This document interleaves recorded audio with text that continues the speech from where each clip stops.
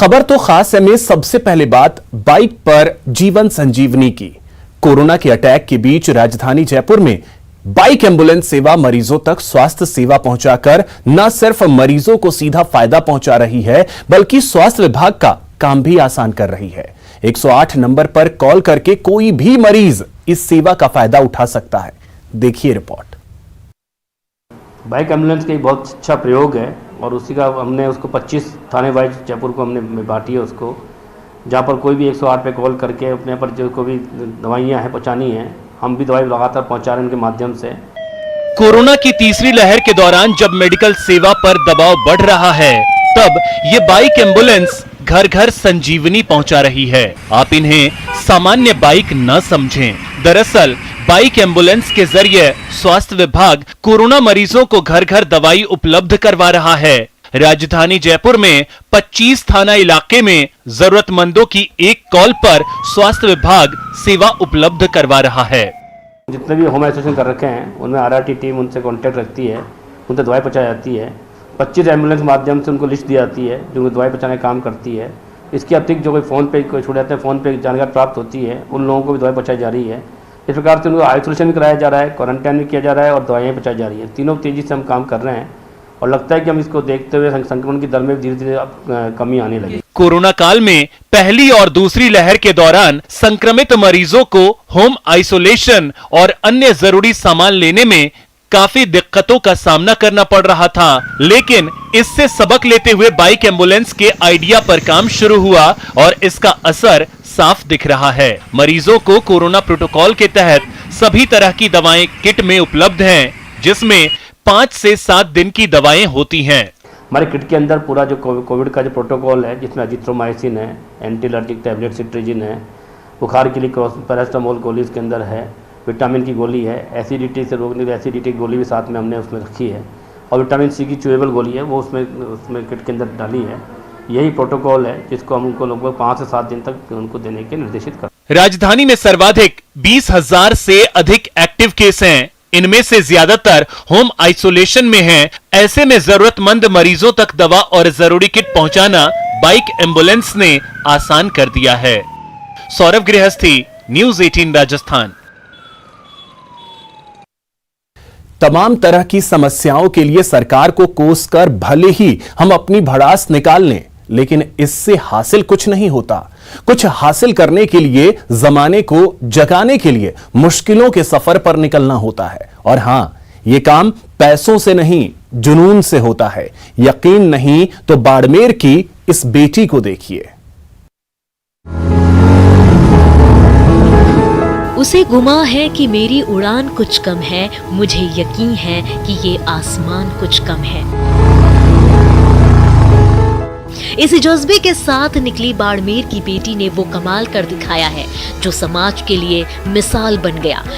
नीतू ने 108 दिन में बाइक से देश का कोना कोना नाप दिया, जिसमें देश के 28 राज्य के साथ ही 9 केंद्र शासित प्रदेश भी शामिल थे। इस दौरान नीतू ने पर्यावरण और जल संरक्षण के संदेश को देश के 10,000 नौजवानों तक पहुंचाया। वैसे नीतू चोपड़ा का लक्ष्य 1 लाख युवाओं तक पहुंचाना था, लेकिन कोरोना की बेकाबू रफ्तार की वजह से ऐसा मुमकिन नहीं हो पाया। ये है और युवा जगेगा देश बचेगा के आह्वान के साथ में हम निकले थे, क्योंकि कुछ भी करना है तो युवाओं को जगाना जरूरी है और वही देश के आने वाले भावी कर्णधार हैं।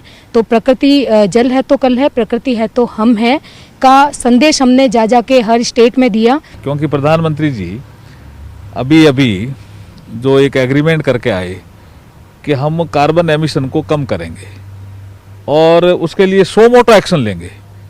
ये 100 मोटो एक्शन का बेस्ट उदाहरण है। ऐसे युवा अगर निकल पड़े तो पर्यावरण संरक्षण वाला काम भी हो जाएगा और जो हमने टारगेट सेट किया है नेट जीरो का। अत्यंत प्रसन्नता का विषय है कि राजस्थान की एक बेटी ने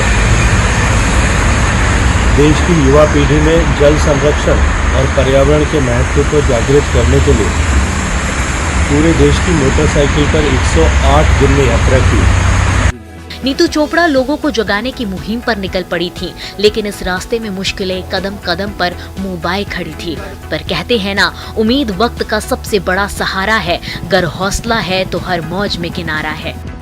नीतू ने 26 सितंबर 2020 को अपने एक साथी मुकुल के साथ खारदुंगला से इस यात्रा की शुरुआत की थी, लेकिन अंडमान में मुकुल की तबीयत खराब हो गई। वो अपने घर लौट गया। इसके बाद नीतू के सामने अंतहीन सड़क और रास्ते की तमाम मुश्किलें थी, टायर फटने से लेकर बाइक खराब होने तक की। ऐसे में बस एक ही चीज, लोगों का एक ही सवाल उन्हें आगे बढ़ने की प्रेरणा देता था। एक लड़की होते हुए आप ये सब कैसे कर लेती हैं, और वो भी बगैर पैसों के। ये है और युवा जगेगा देश बचेगा के आह्वान के साथ में हम निकले थे, क्योंकि कुछ भी करना है तो युवाओं को जगाना जरूरी है और वही देश के आने वाले भावी कर्णधार हैं। तो प्रकृति जल है तो कल है, प्रकृति है तो हम है का संदेश हमने जा के हर स्टेट में दिया। वैसे बाड़मेर के बालोतरा की रहने वाली नीतू चोपड़ा की ये दूसरी राइड थी। उनकी पहली राइड प्रियंका रेड्डी के सामूहिक बलात्कार के विरोध में थी, जो 18 दिनों में पूरी हुई थी। यानी तमाम तरह की समस्याओं से देश और समाज को जागरूक करना ही नीतू की जिंदगी का मकसद है। तो मकसद का मान रखिए, देश और समाज की बेहतरी की दिशा में अपना योगदान दीजिए। न्यूज़ 18 राजस्थान के लिए दिल्ली से राजीव तिवारी की रिपोर्ट।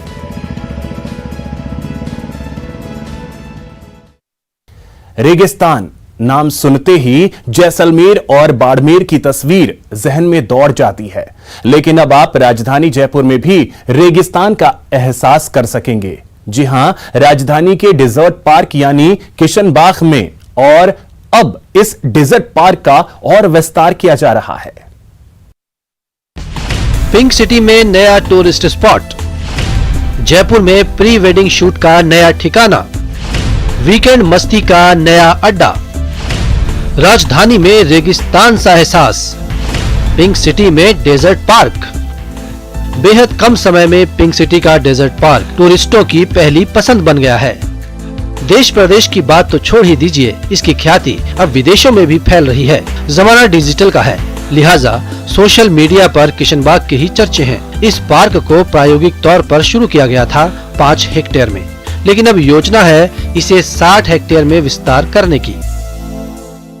पार्क न सिर्फ जयपुर में और राजस्थान में, बल्कि पूरे कंट्री में और पूरे वर्ल्ड में as a desert trail theme park बहुत पॉपुलर हो रहा है। सोशल मीडिया पे बहुत स्ट्रॉन्ग लाइकिंग और कमेंट्स पार्क के आने लगे हैं।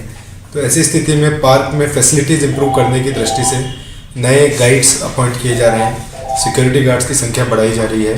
साथ ही जो विजिटर्स के फीडबैक और डिमांड के अकॉर्डिंग एक कैफेटेरिया भी पार्क में सेटअप करने की प्रक्रिया प्रारंभ की जा रही है। इसके साथ ही ऑर्गेनाइज टूर्स, अगर स्कूल्स, कॉलेजेस, स्टूडेंट्स को लाना चाहते हैं, वो भी प्रमोट किया जा रहा है।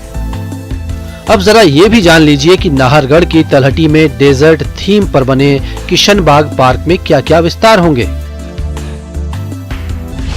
किशनबाग का 60 हेक्टेयर में किया जाएगा विस्तार। पार्क में सभी कर्मचारियों का एक ड्रेस कोड होगा। हर कर्मचारी के पास पहचान पत्र होगा। एंट्री के अलावा एग्जिट गेट भी अलग से होगा। पार्क को नो स्मोकिंग जोन घोषित किया जाएगा। विजिटर्स की डिमांड पर पार्क में कैफेटेरिया खोला जाएगा। आर्ट कल्चर को प्रमोट करने के लिए प्रदर्शनी लगेगी। व्यावसायिक गतिविधियों के लिए भी हो सकेगा इस्तेमाल। 20,000 रुपए होगा पार्क का एक दिन का किराया। इसके साथ ही इस पार्क को प्री वेडिंग शूट के लिए भी तैयार किया जा रहा है। बस एक दिन के लिए आपको 5,000 रुपए खर्च करने होंगे। ये काफ़ी डिमांड आने लगी थी फोटोग्राफी की, प्री वेड शूट्स की, बर्थडे शूट्स की, तो उसके लिए फोटोग्राफी के लिए भी उसमें प्रोविजंस किए गए हैं, कमर्शियल और नॉन कमर्शियल। और एक बार कोविड की स्थिति सामान्य होने के बाद आर्ट, कल्चर, ट्रेडिशन, हैंडीक्राफ्ट और डेजर्ट प्लांट्स एंड वेजिटेशन को प्रमोट करने के लिए वहाँ इवेंट्स और एग्जीबिशंस भी लगाए जाएंगे। तो आप भी तैयार हो जाइए डेजर्ट पार्क की सैर करने के लिए, क्योंकि इस पार्क में पहुंचकर आप गुलाबी नगरी में जैसलमेर और बाड़मेर जैसा माहौल पाएंगे और पार्क की खूबसूरती के मुरीद हो जाएंगे। जयपुर से न्यूज़ 18 राजस्थान के लिए लवली वाधवा की रिपोर्ट। संविधान हमारे लोकतंत्र की आत्मा है, जो हमें अपने अधिकारों के साथ साथ हमें कर्तव्यों का भी पाठ पढ़ाता है। इन अधिकारों और कर्तव्यों को लोग समझ सके, इस उद्देश्य के साथ राजसमंद के लोगों ने संविधान का मंदिर ही बना डाला। समता, ममता और बड़े भाईचारा, स्नेह की माटी और एकता का गारा। फले फूले लहलहाए भारत का स्वतंत्र, जन जन तक पहुँचे लोकतंत्र के मंत्र।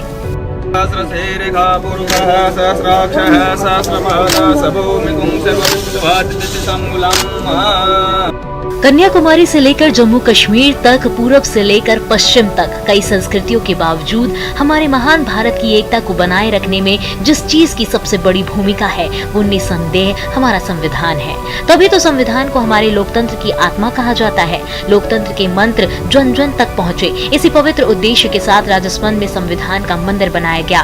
भामाखेड़ा गाँव में बने संविधान के मंदिर का समारोह पूर्वक लोकार्पण किया गया।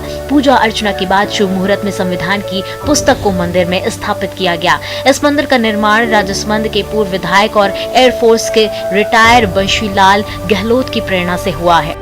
संविधान को बच्चे लोग देखेंगे, आगे आने वाली जनरेशन देखेगी, उनके बारे में जानेंगे। कहीं भी नहीं देखा, केवल दिमाग में ही मेरे को 4 बजे रात को आई थी जब बिठाने के विचार हुआ, और कहीं संविधान का तो कहीं देखा नहीं। इस मंदिर के बनने के बाद यहाँ छात्रों के लिए शिविर का आयोजन किया जाएगा, जिसमें संविधान से जुड़े पहलुओं की विस्तार से जानकारी दी जाएगी। उद्देश्य मेरा यही है कि लोग आए और इनसे परिचित होके जाएं, इनके बारे में जान करके जाएं। क्या है संविधान, क्या है, क्यों हम आवश्यक हैं हिंदुस्तान के लिए, क्यों पब्लिक को इतना ठीक से चला रहा है ये। तो एक तो लोग सीखें देख कर। इसका योगदान रहेगा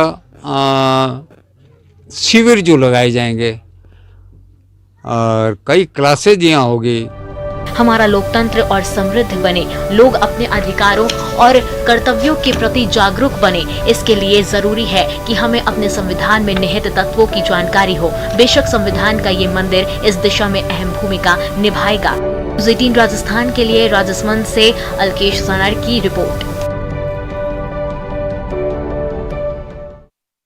यहां वक्त हो चला एक छोटे से ब्रेक का।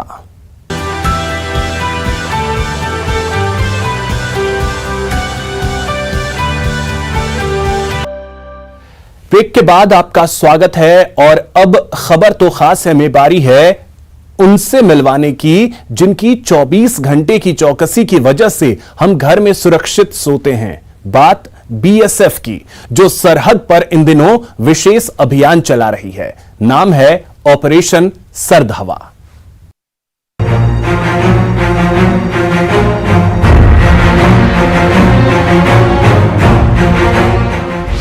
सर्दी और कोहरे का कहर है, फिर भी चप्पे चप्पे पर चौकस नजर है। धुंध का फायदा उठाने की कोशिश बेकार है, क्योंकि पल पल सतर्क सरहद के पहरेदार हैं। 26 जनवरी वो खास तारीख है जब हमारा अपना संविधान लागू हुआ और हम प्रशासनिक रूप से स्वतंत्र हुए। जाहिर है ये हमारे लिए बड़ा मौका है, इसलिए 73वें गणतंत्र दिवस की तैयारियां पूरे देश में जोर शोर से चल रही हैं। राजधानी दिल्ली के राजपथ पर होने वाली परेड की रिहर्सल चल रही है, तो सुरक्षा भी चाक चौबंद की जा रही है। वहीं बॉर्डर पार से होने वाली किसी भी हिमाकत को रोकने के लिए बीएसएफ भी मुस्तैद है। सर्दी और धुंध की आड़ में दुश्मन के नापाक मंसूबों को ध्वस्त करने के लिए बीएसएफ ऑपरेशन सर्द हवा शुरू करने जा रहा है। 22 जनवरी से शुरू होने वाला ये विशेष निगरानी अभियान 28 जनवरी तक चलेगा। इस खास अभियान के तहत जैसलमेर से लगती सरहद की चौकसी भी बढ़ा दी जाएगी। इस दौरान तारबंदी के आसपास नफरी बढ़ा दी जाएगी। बीएसएफ के जवान 24 घंटे सरहद की निगरानी तो करेंगे ही, साथ ही जवानों की हौसला अफजाई के लिए अधिकारी भी तैनात रहेंगे। दरअसल इन दिनों सरहदी इलाकों में सर्दी का खासा असर देखने को मिलता है। साथ ही देर रात से सुबह तक धुंध भी छाई रहती है। इस धुंध का फायदा उठाकर कोई घुसपैठ न हो, इसके लिए बीएसएफ की ओर से ऑपरेशन सर्द हवा के तहत सजग रहते हुए कड़ी निगरानी की जाती है। ऑपरेशन सर्द हवा के दौरान कैमल पेट्रोलिंग भी बढ़ा दी जाएगी। साथ ही आम दिनों के मुकाबले पेट्रोलिंग की संख्या भी बढ़ा दी जाएगी। इसके अलावा इस दौरान खुर्रा चेकिंग तेज कर दी जाती है।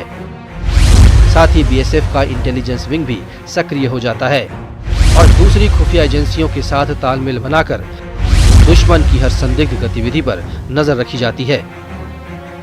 बता दें कि बीएसएफ हर साल गर्मी के मौसम में ऑपरेशन गर्म हवा और सर्दी के मौसम में ऑपरेशन सर्द हवा चलाता है, ताकि विपरीत मौसम का फायदा उठाकर दुश्मन अपने नापाक इरादों में कामयाब न हो पाए।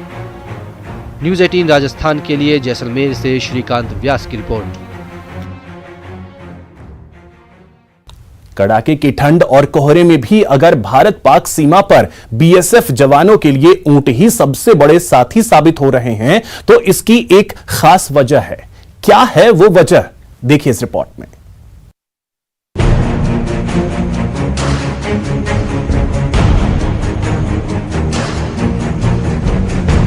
जिस हाड़ कांपाने वाली ठंड से देशवासी ठिठुर रहे हैं, उन सर्द हवाओं में भी वतन के रखवाले अपने फर्ज को बाखूबी अंजाम दे रहे हैं। जी हां, देश की सुरक्षा करने वाले बीएसएफ के ये वो सपूत हैं जो प्रकृति से भी नहीं हारते। देश में ऐसी कोई जगह नहीं जहां बीएसएफ ने प्रकृति को नहीं हराया, अपनी मौजूदगी नहीं दर्ज कराई। तस्वीरें इस बात की तस्दीक करती हैं। बीएसएफ के जाबाज रात में फट्टा गश्त यानी फट्टा परेड और कैमल पेट्रोलिंग के जरिए सीमा पर चौकसी कर रहे हैं। अपने उस साथी के सहारे जो हर कदम पर उनका साथ दे रहा है, उनकी मुश्किल आसान कर रहा है। रेगिस्तान के जहाज पर बीएसएफ को नाज, सबसे जुदा है बेजुबानों का अंदाज। ऊंटों की ताकत के आगे मशीनों की हुई हार। ऊंटों की नफरी बढ़ाने पर बीएसएफ कर रहा विचार। सरहद की हिफाजत में बीएसएफ के साथ कदम ताल करने वाले ये वो बेजुबान हैं जिनकी सलाहियत का लोहा दुनिया मानती है। वजूद में आने के बाद से बीएसएफ के जवान ऊंटों पर सवार होकर सरहद की सुरक्षा सुनिश्चित करते आए हैं। किसी भी तरीके की कोई हलचल नहीं हो, इसके लिए जवान इस जो रास्ता मैं आपको दिखा रहा हूं, इसी रास्ते के ऊपर सुबह होते ही फट्टा लगाते हैं, ताकि पूरे दिन में किसी तरीके का कोई भी व्यक्ति का यहां आवागमन हो तो उसके फुटप्रिंट मिल सके। राजस्थान के रेगिस्तानी इलाकों के 4 जिलों बाड़मेर, जैसलमेर, बीकानेर और श्रीगंगानगर के साथ लगभग 1200 किलोमीटर लंबी अंतर्राष्ट्रीय सीमा लगी है। इसकी निगरानी का जिम्मा है दुनिया के सबसे बड़े अर्धसैनिक बल बॉर्डर सिक्योरिटी फोर्स यानी बीएसएफ के पास। रेगिस्तान का जहाज कहे जाने वाले ऊंट बॉर्डर पर बीएसएफ का अभिन्न अंग है। और क्यों ना हो, रेगिस्तान में ऊंटों की ताकत के आगे मशीनें जो जवाब दे चुकी हैं। केंद्र सरकार की हरी झंडी मिलने के बाद बीएसएफ ने कई अंतर्राष्ट्रीय कंपनियों के सैंड स्कूटर्स की ट्रायल की। स्कूटर्स को रेत के टीलों पर परखा गया। जैसलमेर से सटी अंतर्राष्ट्रीय सीमा पर गश्त के लिए 2 सैंड स्कूटर्स तैनात किए गए, लेकिन ये स्कूटर थार के रेगिस्तान और विषम भौगोलिक परिस्थितियों में हांफने लगे, जिसके बाद ऊंटों की अहमियत पर एक बार फिर मोहर लग गई। जो सुबह से शाम तक ड्यूटी चलेगा, उसका अगला शाम को भी दोबारा फट्टा लगेगा, ताकि दोबारा पता चल सके कि कोई गतिविधियां या क्रॉसिंग ना हो, इसलिए फट्टा लगाया जाता है।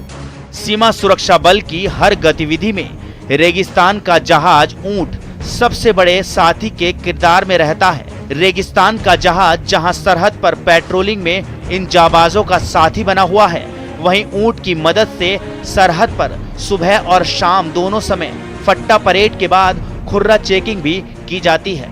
फट्टे का तो मेन मकसद यही है कि जैसे कि जो रात भर ड्यूटी हुई है, उसके दौरान कोई गैर कानूनी हरकत, कोई बंदा आर पार या कोई ऐसे ना हो, तो उसको चेक करने के लिए खुरा चेकिंग होता है। खुरा चेकिंग के बाद में फट्टा परेड होता है। दिन में 2 बार ऊंट की मदद से सरहद के किनारे किनारे फट्टा घुमाया जाता है। बीएसएफ जवानों की चौकस निगाहें और खुर्रा चेकिंग से ही सीमा पार से कोई भी नापाक हरकत को बॉर्डर पर ही रोक दिया जाता है। इतिहास गवाह है कि इस सीमा क्षेत्र से न कभी घुसपैठ हुई और न ही बड़े स्तर पर तस्करी की कोई घटना। आप देख सकते हैं कि बॉर्डर के ऊपर किस तरीके से सीमा के जवान जो है वो चौकस निगाह 24 घंटे लगाए हुए हैं, ताकि हमारी देश की जनता शांति से सो सके। कैमरामैन मनमोहन के साथ प्रेमदान ने था, भारत पाक कैलनोर बॉर्डर, बाड़मेर। इनके हाथों में भले बंदूकें नहीं हैं, लेकिन ये किसी रक्षक से कम नहीं है। कड़ाके की सर्दी हो या आग उगलता आसमान, शहर हो या जंगल वीरान, 1.5 लाख किलोमीटर से भी ज्यादा लंबा भारतीय रेलवे ट्रैक इनके कंधों पर रहता है। जो सफर प्यार से कट जाए वो प्यारा है सफर। लेकिन क्या आपको पता है कि आपके सफर को प्यारा कौन बनाता है? आपको सुरक्षित आपके घर कौन पहुंचाता है? इस वक्त कोटा का जो टेम्परेचर है वो 10 डिग्री है और 10 डिग्री के टेम्परेचर में ये ट्रैकमैन अपनी ड्यूटी को अंजाम दे रहे हैं।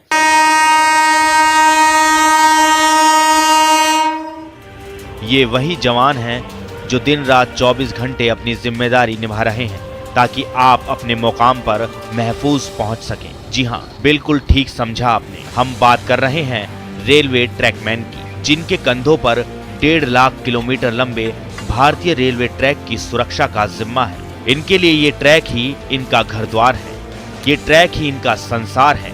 तभी तो इन्हें कड़ाके की सर्दी की भी कोई फिक्र नहीं है। ये तो हमारा कर्तव्य है सर। इसमें क्या है कि हमारी 23 बजे से सुबह मॉर्निंग में 7 बजे तक की ड्यूटी रहती है सर। तो जितनी भी ट्रेनें गुजरी इसकी रक्षा करने का हमारा दायित्व है सर। तो इसमें क्या है, हमको ये जो जॉइंट है आपको दिख रहा होगा क्रॉसिंग आगे साहब, इनके बोल्ट होते हैं, तो बोल्ट चेक करना कहीं लूज है या कुल मिलाकर जो ट्रैक होता है उसकी देखरेख आपकी जिम्मेदारी होती है। जी सर, ये पूरी जिम्मेदारी हमारे ऊपर ही रहती है।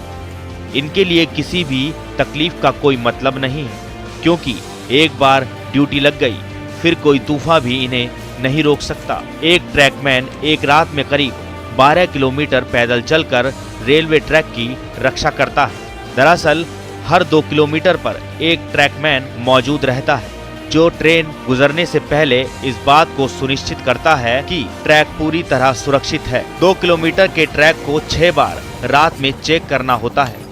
हमारा 2 किलोमीटर का एरिया होता है दो लोगों में, तो ये हमको टोटल 12 किलोमीटर इवनिंग 23 बजे से मॉर्निंग 7 बजे तक हमको ये 12 किलोमीटर का एरिया तीन राउंड में देने पड़ते हैं सर।